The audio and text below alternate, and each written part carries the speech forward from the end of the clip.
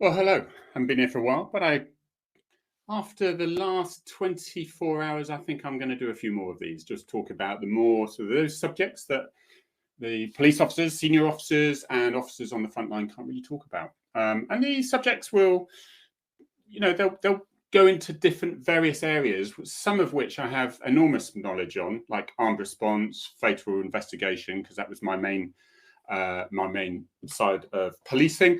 And then there will be also as to the reasons why there are so many murders of young black men in London, for example, and where I think because really affects police officers and police officers on the front line deeply. Now, we need to find the answers to this because too many lovely young people are dying and it needs to stop. So it's an important subject, but many people fear it because of the word black or minority, because one trip up of a word and then you're in an awful lot of trouble. So it's somewhere where people just keep well away from. Now, I'm not entirely stupid. I'm not going to go headlong and pretend I'm some sort of expert in gang crime and that side of things, because that wasn't my specialism. And you can listen to a lot of people who know what they're talking about. But I actually mentioned on Frontline Chat the other day about and Frontline Chat is another channel I have, usually with another officer who can't make it at the moment, and it talks about those less controversial subjects about in policing.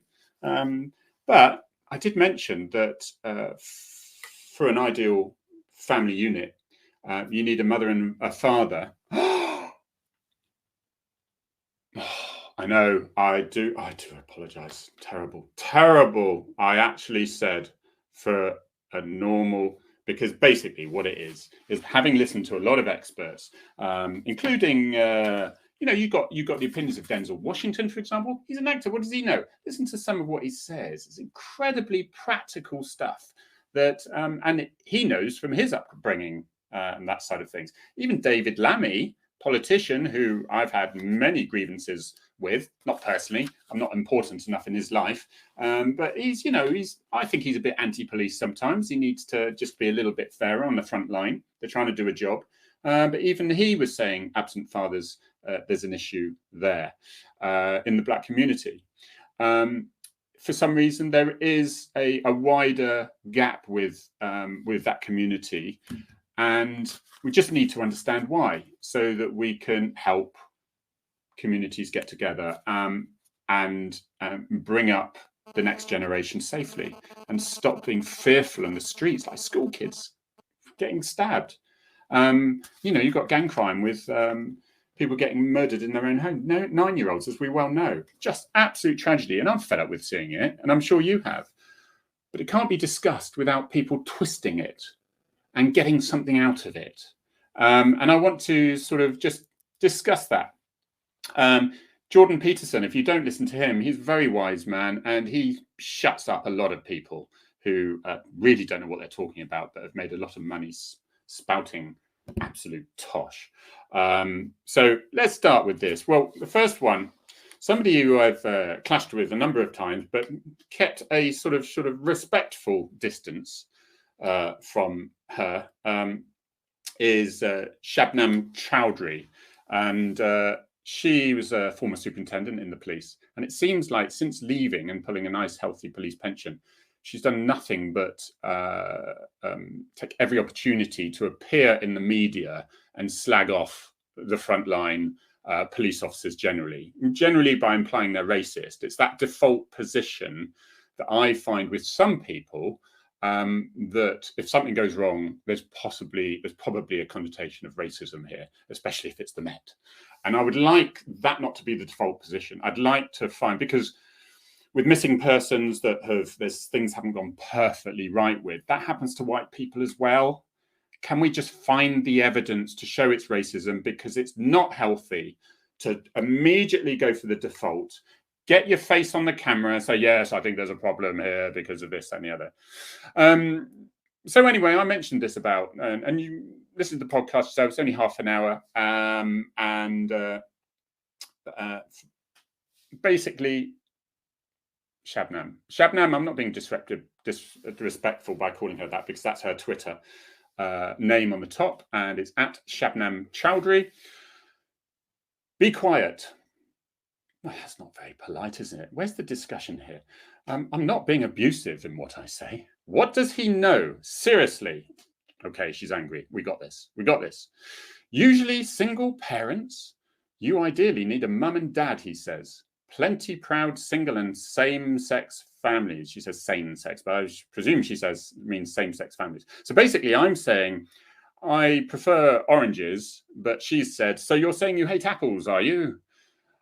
No. Can I get this for the record? There are some amazing, wonderful single parents who, and this is, I actually say in here, they're working their backsides off to bring up their children as a single parent. And therefore aren't able to have the luxuries of two parents. And I didn't mention same-sex parents because, quite frankly, the percentage ratio of single-sex parents in relation to mixed-sex parents are tiny. Okay, so if you want a terms and condition page for everything I say to suit people like Shabnam, then I could put one if you like. You know, it'll be a 10-page document. It'll go to a lawyer and say everything he says doesn't mean that it doesn't include this, ding, ding, ding, ding, ding, and these 100 sexes now and things like this and stuff like that. I could do that if you like, all right? But otherwise, we could just treat it for what it is and act like adults and not have an agenda. So usually single parents, you ideally need a mum and dad, he says. Plenty proud single and same-sex families. Couldn't agree more. Well done. Child influenced by wrong people and finding the father on the streets, who's a mature person with a big Mercedes. Shameful. Because I described the fact that basically what many sensible people, far more sensible people than me, including clinical psychologists such as Jordan Peterson, so the problem you have is that if you have a single parent family, that single parent family often goes away and works and has to leave their child at home. And if you don't have that influence, and yes, I'm going to say that male influence as well in an ideal world, and let's say you could have a really terrible, awful male influence, which would be far worse than having a single parent. All right, terms and condition page, have a look if it existed. All right, so I'm not saying that. But in the norm, if we ignore the extremes, in the norm, male influence and a female in a straight family, nuclear family, if you like, is ideal because you've got the balance of the sexes and you've got, whilst one is going out to the work, the other is looking after the kids and vice versa. And they're good support for each other.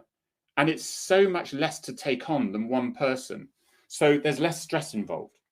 And if that child who is immature, because that's what children are, immature, it's not an offensive term, that's what they do, immaturity, then they're looking at the window and they're seeing their, maybe their grandparents working their backside off for pittance. They've seen them struggle with racism against them.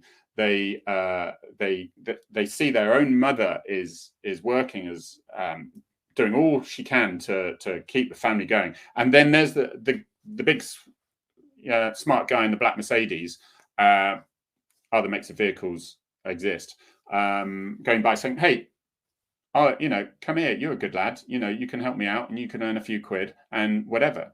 Now, this is what I'm told by people much learned than me. And in my 30 years policing experience with armed response and that side of things, I know kids go bad for a reason, and it's not necessarily because they don't get born bad. Okay, it's all the influence. It's influences around them, and it's lack of guidance. And it doesn't mean that single parents. It doesn't mean I don't like apples. Do you get what I mean here? Are we talking sort of the same thing? A little bit frustrating. Anyway, she says, shameful interview. I don't know what's shameful about that, just because you disagree with it. Even though David Lammy, MP, says absent fathers, key cause of knife crime. He said that in 2012, a while back. London MP has suggested that absent fathers are a key cause of knife crime. So anyway, I had the delightful joy of seeing a few things. Alice Vinton, at A Vinton Alice, I presume, because it goes ... delightful. I blocked her a long time ago. It's just the toxicity I personally found of her messages. I'm sure she's a very nice person. Anyway, and she says, contrary to PC world, she's quoting me here, ideally you need a man and a woman in a family to have that cohesion. Ex-police officer Harry Tanguy alienating single parents. No, I wasn't. It doesn't mean I don't like apples. And anyone in a same-sex relationship. You see how these people manipulate what others say to kill it, to bully them down, to intimidate them. And this really can get to some people. It doesn't to me. Okay? I have dealt with, I mean, I used to laugh in the face of people. You know, I'd walk around with a gun all day. I would be the best copper I could ever be. I would be for the community because I wanted to treat people as I would, as I say, quite often. How would my mother like to be treated? Even if my brother was a little bit close to wind, for example, he's not, you know, but say he was dipping into criminality, how would he foresee his first contact with police? That sort of thing is really, really important. And so, and I actually explain it a lot. Farms and Fatals is there. That's the human side of policing, an autobiography of 30 years frontline policing exposed. If you want to know exactly what I'm thinking about other subjects, have a look at that. And it shows you the sort of genuinely the person I am as to the person that Alice Vinton would like you to think I am. Thanks, Harry. Thumbs up emoji. Rolling eyes, rolling eyes. Yes, they trusted him with a gun. I do get that when people get a bit frustrated. Don't worry, I'm just as staggered they trusted me with a gun as well, Alice. But anyway, Alice, I'll just a little bit more about Alice. Just to let her know, she actually asked the Met Police in a public forum just a few days ago. Hello, Met Police. A serving Met officer has reported me for harassment in an attempt to intimidate me into withdrawing my complaint against him. Crime reference, says a crime reference. Can I get an update, please? Am I a named suspect, or has this been NFA'd and for the rubbish it is? Public forum, not the place to talk about your alleged offence that you may or may not be being investigated for, Alice. Okay. Alice, lighten up, be nice, be positive, be productive. There's no need to hate so many people. I've never known anyone I've spoken to who've blocked someone so much. And you were a police officer. You see, sometimes police officers can be the worst because they struggled in the police. Now, I'm not saying Alice struggled in the police, okay, but terms and conditions, I'm talking generically now. You get some police officers who really struggled in the police, found it wasn't for them. And so when they leave, they like to take it out on those that are left. They like to, it wasn't me who was at fault. And it wouldn't necessarily be you at fault. It just didn't match you and your personality. You found it wasn't for me. Instead of moving away and doing something practical and productive elsewhere and helping the public community in another way, you just turn into being quite venomous with your comments, which is a shame. Dr. Rebecca Tidy at DRREBECCATIDY. Another one I blocked, and I think she's blocked me, but they follow me still somehow. I don't know why. Yes. Oh yeah. The at Vinton author is her Alice's name. At AVINTENAUTHOR. Dr. Rebecca Tidy is a freelance journalist and researcher, but she doesn't do too much research because she said, lol, Harry Tanguy lives in his mum's spare bedroom after his wife kicked him out for being what I'd politely term as a hateful misogynist. I'll tell you what, it seems to be that 2022, gaslighter, misogynist. Oh, we could all say them. You know the ones, the usual ones. And the funny thing with all this sort of thing is usually said by people who hate men, who really just attack a lot of men. I'm thinking, I've literally said a nuclear family is the ideal situation because it's a good balance for the upbringing of children. Oh, and this onslaught, honestly, Well, if you say that, you're really, really doing the hate on single parents and same-sex parents. No, I'm not. I applaud them for what they do. Same-sex parents, it's almost the same, isn't it? They've got that sharing situation. Personally, I agree that men and women are different, and we should enjoy that, and we should celebrate the difference between them. Women tend to be more nurturing and caring, and it's certainly with children. I understand from clinical psychologists that all the hormones and all the chemicals and things going around the woman's body is very protective of that child. He describes it because when you think this child is just screaming and shouting, and if you didn't have any of that nurturing, you just throw it out the window. It's like annoying, you know. But obviously, people are made, and the animal kingdom, we're all made to actually nurture, whereas the men are a little bit more, oh, for goodness sake, well, it just, you know, a little bit more in general terms and conditions page. All right. Not all the same. Not all the same.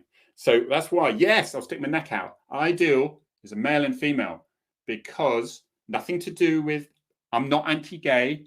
All right. All right. I'll call my, people say I'm homophobic. Some of my really best friends are gay. Some of my really best friends are black. That makes me homophobic and racist now. This is how bad it's got. This is honestly, oh, it's exhausting, isn't it? So anyway, there we go. Contrary to pattern, Alice Vinton goes on again. Contrary to the PC world, she's quoting me, ideally you need a man and woman and a family to have that cohesion. Yeah, I do agree with that, Alison.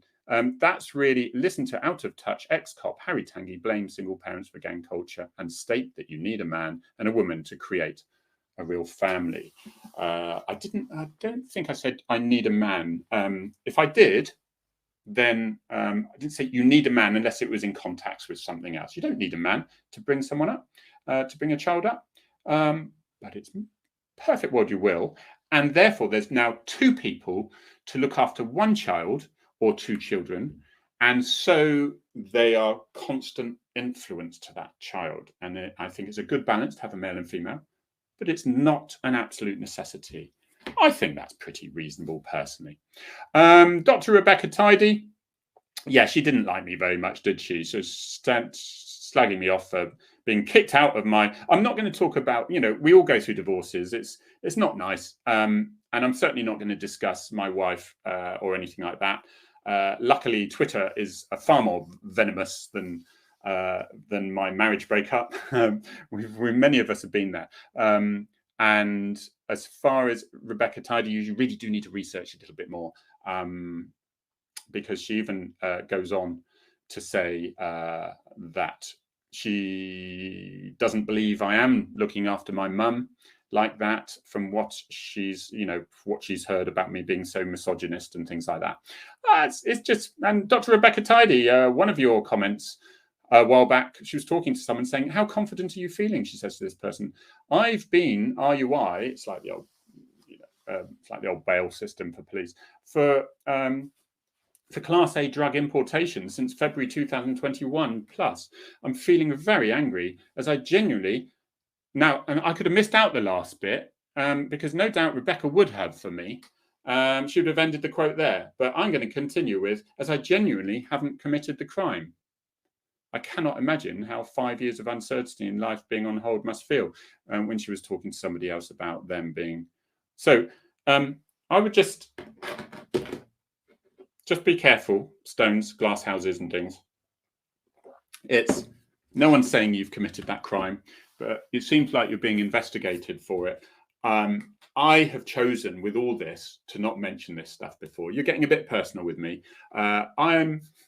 The generic information I say about my mum, yeah, she's in the latter parts of dementia, and she has heart failure, and I am her primary carer.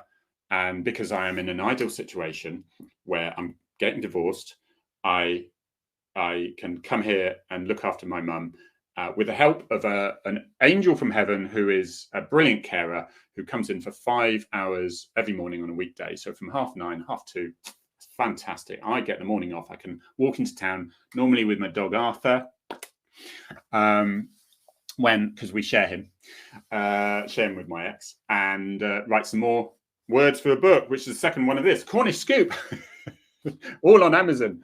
That one is bestseller, by the way. So rather proud of that one, actually. That's sold about 11,000 copies of that, and I'm a self-publisher. This one here, The Cornish Scoop, is a novel, and as you can see, it's based on true crime events witnessed by a former police sergeant. So I was able to put all those other bits without admitting they were true and stick them in there. And the other one is, I've got part 2 is coming up. I'm almost finished that one, keeping productive, keeping healthy, and trying to keep positive. But I've had enough with these little poisonous things, these poisonous people that make other lives hell on Twitter and really can make them depressed. I'm not. People try to intimidate me. The only person I have got to impress is the person standing in my boots. Don't freeze that and see the dirty feet underneath. I've been walking up to the beach. So that's it. So, and I agree with what I've said. I'm stand by what I said, and bring it on. Come on, bring it on. Woo! I'll take it on. And while they're having a go at me, they're leaving someone else alone. Usually, some police officer who's doing the best they can on the front line. Normal men and women, gay, black, of all races in the police. Yeah, in the police. They're doing it. They're doing it, and they're doing it now, and they're keeping us safe and doing the best they possibly can. And they are going from job to job to job to job to job, and they have very little time to investigate stuff because they are fire brigade policing. So that I will be here to support all the time. It's been emotional. Thank you very much. Subscribe. Yes, subscribe and follow, because I'm kicking this thing off again. I need to get a little bit more used to that. And subscribe and follow and all that sort of thing. And see you next time. I won't be far. I won't be long. All right. Take care.